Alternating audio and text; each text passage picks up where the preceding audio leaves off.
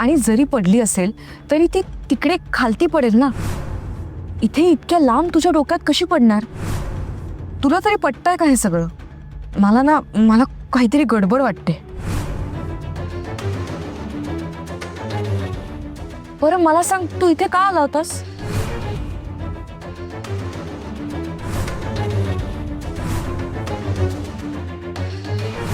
शक्ती, मला ना एक लहान मुलगी दिसली आणि मी तिचा पाठलाग करत करत इथे आलो.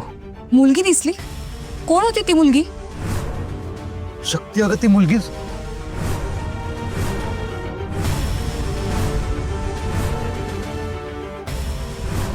शक्ती आमची मुलगी नाहीये.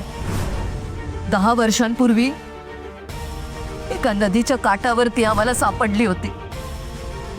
शिवा, तुला शंभू महादेवाची शपथ आहे बघ, मी तुला जे काही सांगितलं ना ते तू कोणाला काही सांगू नको. हा,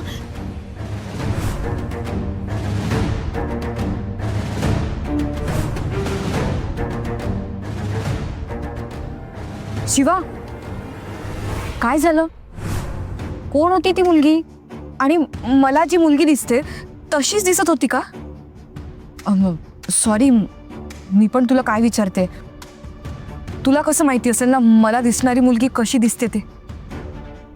पण तरी कशी दिसत होती ती मुलगी? तू काही वर्णन करू शकतोस का तिचं? वर्णन हां, नाही आठवत आहे ग. मला कदाचित भास झाला असेल. जाऊ दे, चल आपण निघूया.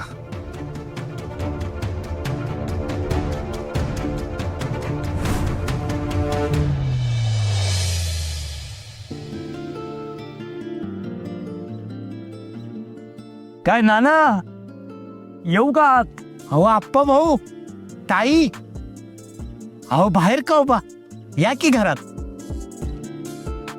या, बसा की.